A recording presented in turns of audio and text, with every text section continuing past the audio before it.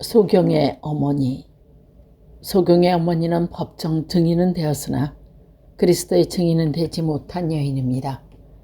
요한복음 9장에는 예수님이 나면서부터 소경된 사람을 고쳐주시는 기적이 기록되어 있습니다. 광명을 찾은 맹인이 고백한 대로 하나님의 아들이 아니면 할 수 없는 일이었습니다. 그러나 사람들은 창세 이후 그 누구도 하지 못한 권능을 행하신 예수님 앞에 나와 그를 그리스도로 영접하는 대신 그가 베푸신 이적 자체를 인정하지 않으려 했습니다. 소경의 눈을 밝히심으로 어둠 속에 인간들에게 빛으로 오신 그리스도가 자신임을 나타내신 예수님을 받아들이기를 거부한 어리석은 사람들의 불신앙의 표본이었습니다. 바리새이들은 이 사건을 그들의 적 예수를 제거하는 기회로 삼으려 했습니다. 즉 그들은 소문을 떴다가 소경이 본래 눈먼 사람이었음을 입증하여 주님을 사기꾼으로 만들거나 그것이 여의치 않으면 예수님의 안식일에 병을 고쳐주셨다는 이유로 그를 율법에 범한 죄인이라 몰아붙이려 한 것입니다. 그러나 눈뜬 장님에게서 그들의 목격을 달성하는 것은 증인을 받아낼 수 없기에 그들은 눈을 뜨게 된 소경의 부모를 소환하여 신문합니다. 당시 사회제도상 가장인 아버지 말을 소화해도 충분한 상황이었는데 바리새인들이 소경의 어머니까지 오라 한 것은 여인이 인격을 존중해서가 아니었습니다. 그들이 듣기를 원하는 답변이 아버지로 부탁하는 엄마에게서부터 들을 수 있다고 판단하였기에 그들은 소경을 어머니까지 소환한 것입니다. 그들이 던진 첫 번째 질문은 이 사람이 소경으로 태어난 너의 아들이냐? 는 아버지를 향하여 던진 질문이기보다는 어머니를 향한 물음이라 해도 과언이 아닌 것입니다. 따라서 소경, 부모의 답변을 들었던 소경의 어머니가 어떤 여인이었나 발견할 수 있게 됩니다. 이 사람이 당신의 아들이며 그가 소경으로 태어난 것이 사실이라는 질문에 그녀는 망설이지 않고 그렇다고 대답합니다. 예수께서 소경의 눈을 뜨게 한 것이 사실이 아니라고 주장하려던 그들의 의무가 무산된 것입니다. 그들은 그러면 어떻게 소경이던 그가 눈을 뜨게 되었느냐고 묻습니다. 이에 대해 소경의 어머니는 누가 어떻게 아들의 눈을 보게 해주었는지에 대해서는 전혀 아는 바 없노라고 답변합니다. 이때 소경의 어머니는 아들이 눈을 뜨게 된 사연은 그들의 모름을 강조했을 뿐 아니라 그 경우를 알고 싶으면 성인인 아들에게 직접 물어보라고 말합니다. 더 이상 이 문제를 자기를 괴롭히지 말아달라는 그녀의 태도를 분명히 밝힌 것입니다. 그녀는 예수께서 소경의 눈을 뜨게 해주신 현장에 없었습니다. 따라서 그녀가 아들이 눈을 뜨게 된 과정을 모른다고 답변한 것은 법적인 면에서 아무런 문제가 하자가 없습니다. 그러나 그녀가 아들에게 광명을 찾아준 분이 예수임을 몰랐을 리가 없습니다. 그럼에도 불구하고 모른다고 답변한 것은 유대인들에 의해 회당에서 출교당한 두려웠기 때문입니다. 그 당시 출교를 당한다는 것은 사회적으로 종교적으로 완전히 고립된다는 것을 의미하며 그렇게 되면 유대 사회에 발붙일 곳이 없게 되는 치명상을 입게 되는 것입니다. 따라서 누구든지 소경의 눈을 뜨게 한 분이 예수임을 인정하면 출교시키기 작정한 바리새인들의 결의를 알고 있는 소경의 어머니로서는 그런 태도를 취할 수밖에 없었다고 그녀를 변호하는 입장을 취하는 사람도 있습니다. 어떤 이는 그녀가 훌륭한 법적 증인이었다고 의견을 말하기도 합니다. 바리새인들에게 환심을 사기를 원했지만 소경이 그녀의 아들이라고 할 수도 있었고 날 때부터 완전 장님은 아니었고 시력이 나빴을 뿐이라고 허위 진술을 할 수도 있었는데 그렇지 않았고 현장에 없었기에 본인에게 직접 물어보라고 한 것은 증인의 입장에선 그럴 수밖에 없었다는 주장이었습니다. 그러나 그녀는 아들의 광명한 세상을 인도하신 분이 예수임을 알고 있었으면 틀림없습니다. 아들의 가슴에 맺힌 한을 풀어주고 그녀 슬픔의 근원을 없애준 분이 또 그렇게 하실 수 있는 분이 주님 한 분뿐임을 그녀가 몰랐을 리 없기 때문입니다. 따라서 그녀는 장님이던 내 아들이 보게 된 것은 하나님의 능력이 아니라 불가했던 것을 믿습니다라고 증언했어야 마땅했습니다. 후에 그의 아들이 예수라는 분이 당신들 주장처럼 죄인이 아닌지 모르지만 내가 분명히 아는 것은 소경이었던 내가 보게 되었다는 것을 외친 것처럼 그렇게 했다라면 그녀는 예수님의 하나님의 아들로 시인하고 이 사실을 세상에 선포한 여인으로서 사람들의 가슴속에 영원히 기억될 수 있었을 것입니다. 사마리아 여인이나 마르다와 마르아처럼 말입니다. 소경의 어머니는 예수님의 제자들이 의심했듯이 죄 많은 여인은 아니었습니다. 예수께서 저 사람이 소경된 것은 그 자신이나 부모가 죄를 지어서가 아님을 밝히고 계시기 때문입니다. 오히려 그녀는 하나님의 영광을 크게 드러내며 그리스도의 참된 증인이 될 수 있는 기회를 가졌던 복된 여인이었습니다. 불행히도 그녀는 그 귀한 기회를 살리지 못했습니다. 세상의 핍박을 겁냈고 오늘의 삶에 초점을 맞춰 인생의 승부를 걸었기 때문입니다. 결국 소경의 어머니는 빛으로 세상에 오신 예수님을 세상에 널리 전하는 자랑스러운 그리스도의 증인이 되지 못하고 비겁하고 나약한 여인으로 생의 종말을 맞았을 것입니다.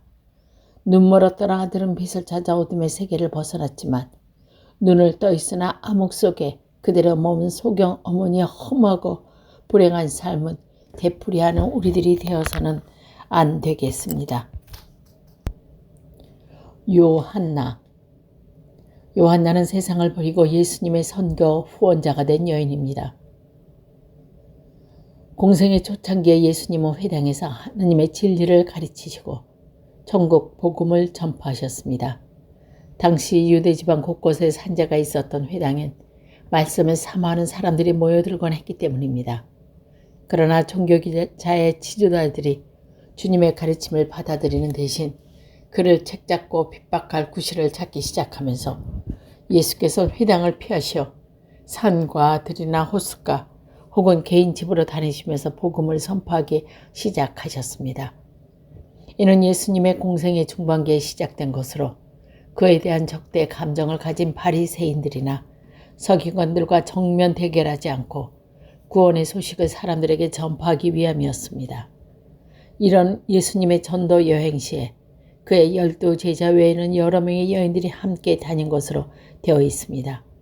이들 여자 수행원 가운데 누가가 그의 복음서에서 이름을 밝힌 여인 가운데 한 명이 요한이었습니다. 요한나는 갈릴리 지방을 통치하던 헤롯 안티파스의 청지기 구사자의 아내였습니다.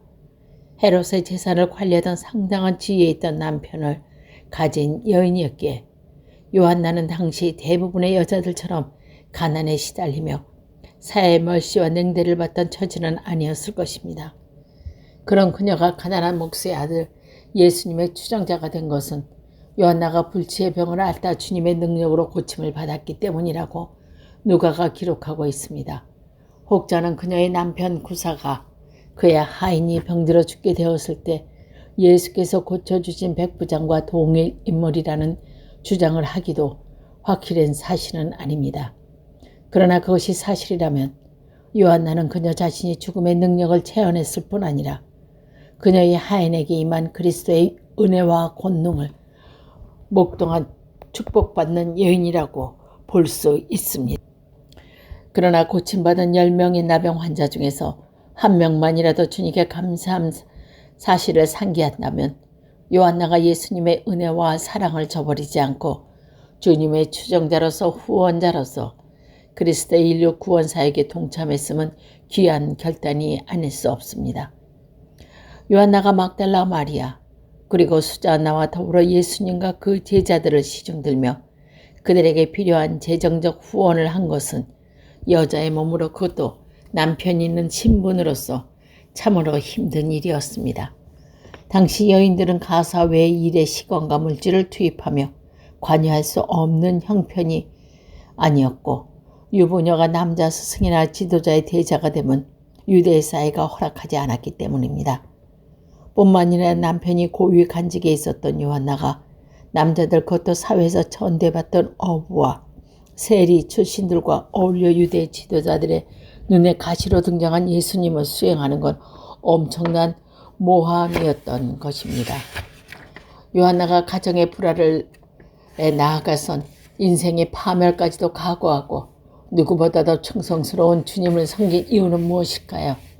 한마디로 그리스도의 능력과 사랑에 힘입어 완전히 새로운 인간으로 탈바꿈했기 때문입니다.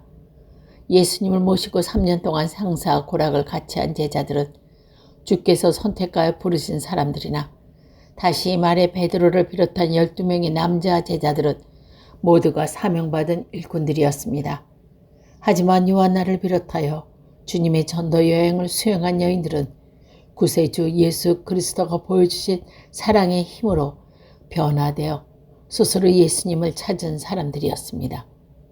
많은 사람들이 죄악된 삶을 청산하고 내 품에 돌아와 평안과 기쁨 속에 풍성한 삶을 누리라고 애타게 호소하는 주님의 음성을 듣지 않고 어둠 속에 거하며 죄악의 길을 계속 걸어나가는 어리석음을 범했습니다.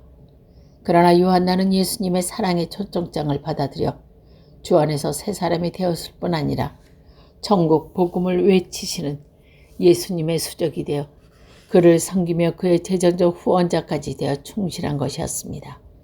어떤 의미에서 요한나는 세례 요한의 일을 계승한 여인이라고까지 볼 수 있습니다. 세례 요한이 자신을 희생하여 예수님의 오실 길을 성공적으로 닦았다면 요한나는 그 길을 통해 오신 예수께서 천국 복음을 전하시며 가시는 등을 밀어드렸으니까 말입니다.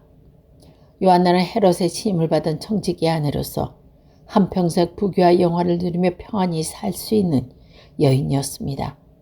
그러나 요한나는 저 멀리 보이는 찬란한 하늘 영광을 바라보며 애굽 왕실의 부귀를 미련 없이 버린 모세처럼 세상 영화를 등지고 나사렛 목수 출신 예수님의 초라한 전도 행렬에 참가했습니다.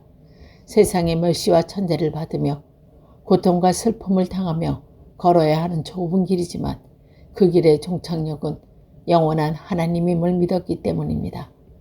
요한나는 그 험난한 길을 주님을 향한 사랑과 충성을 버리지 않고 걸어갔습니다.